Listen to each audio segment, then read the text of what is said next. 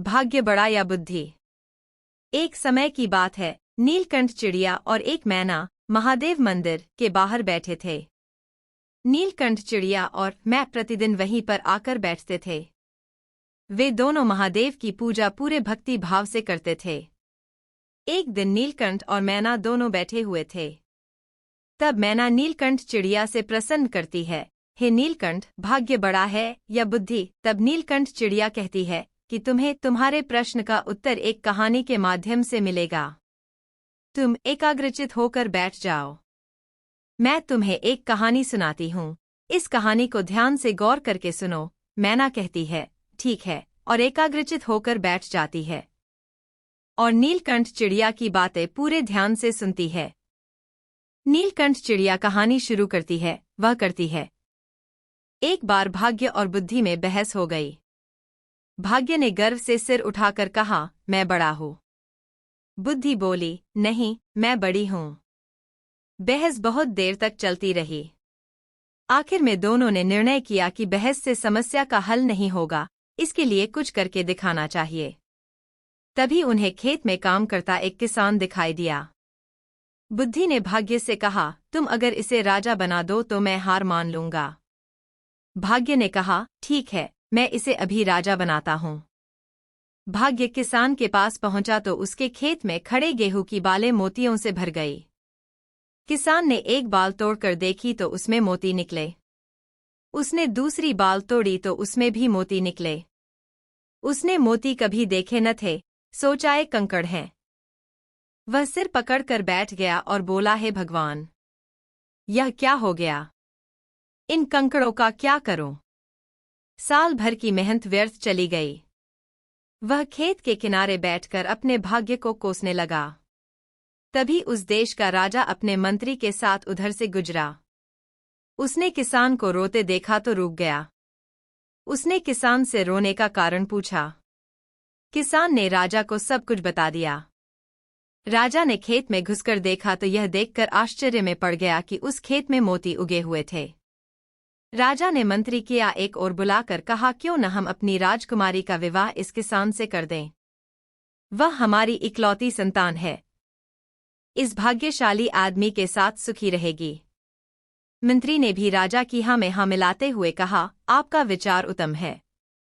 अब राजा किसान से बोला, सुनो, तुम यह सारी फसल काटकर राजमहल में पहुंचा दो। इसके बदले में हम तुम्हारा विवाह अपनी पुत्री से कर देंगे और बहुत सा धन भी देंगे। किसान तुरंत तैयार हो गया। इस तरह उसके खेत के सारे मोती राजमहल में पहुंच गए। यह देखकर बुद्धि मुस्कराई तो भाग्य बोली, देखती रहो, यह राजा बनने ही वाला है। राजा ने अपने वचन का पालन किया। उसने निश्चित दिन अपनी पुत्री का विवाह उस किसान से कर दिया। किसान बहुत प्रसन्न था। जब राजकुमारी सज-सवर कर किसान के कमरे में आई तो उसके मन में विचार आया कि कहीं यह चुड़ैल तो नहीं है। उसने बचपन में सुन रखा कि चुड़ैल सुंदर रूप धारण करके आदमियों का खून चूस लेती है और उन्हें मार डालती है। चुड़ैल के हाथ पड़ने से अच्छा यह है कि मैं यहाँ से भाग जाऊं। यही सोचकर वह कमरे से निकल भागा। वहां से भागकर किसान नदी के किनारे जा बैठा। तभी राजा के सैनिकों ने उसे देख लिया।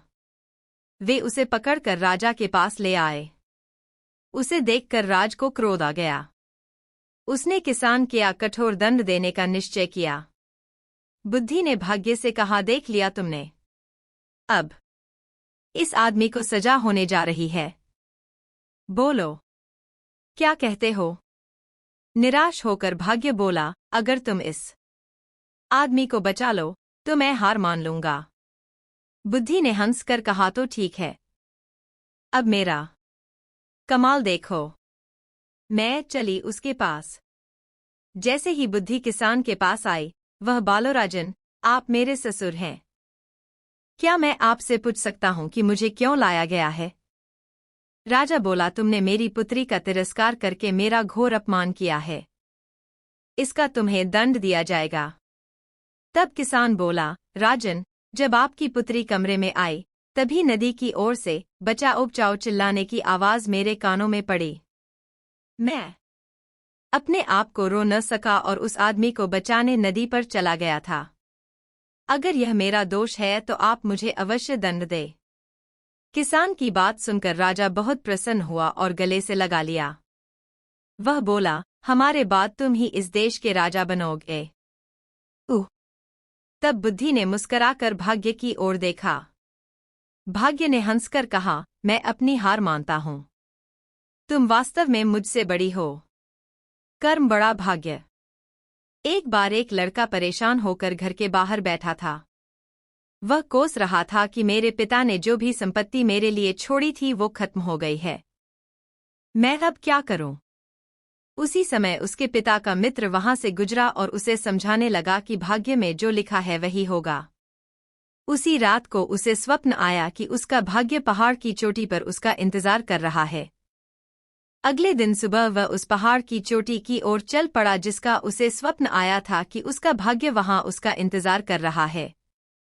पहाड़ की ओर जाते हुए उसे रास्ते में एक जख्मी शेर मिला।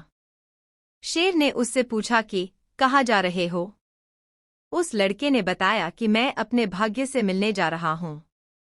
शेर कहता है कि अपने भाग्य से पूछना कि मैं स्वस्थ कब और कैसे होऊंगा। आगे रास्ते में उसे भूख लगती है तो वह एक बाग में से खाने के लिए फल तोड़ता है, लेकिन कड़वे होने के कारण फल फेंक देता है। बाग का मालिक उससे बताता है कि कड़वे होने के कारण कोई भी मेरे बाग के फल नहीं खाता।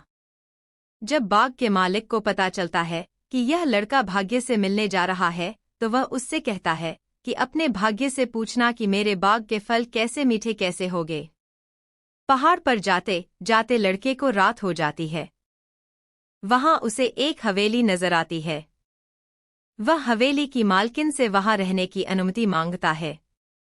हवेली की मालकिन उससे वहां आने का कारण पूछती है तो वह उसे बताता है कि मैं अपने भाग्य से मिलने जा रहा हूं। हवेली की मालकिन कहती है कि अपने भाग्य से पूछना कि मुझे खुशी कब मिलेगी। अगले दिन सुबह वह पहाड़ की ओर चल पड़ता है और उसे सचमुच वहां उसका भाग्य मिलता है। वह लड़का भाग्य को उसके साथ चलने को कहता है और शेर, बाग के मालिक और हवेली की मालकिन के सवालों के जवाब मांगता है।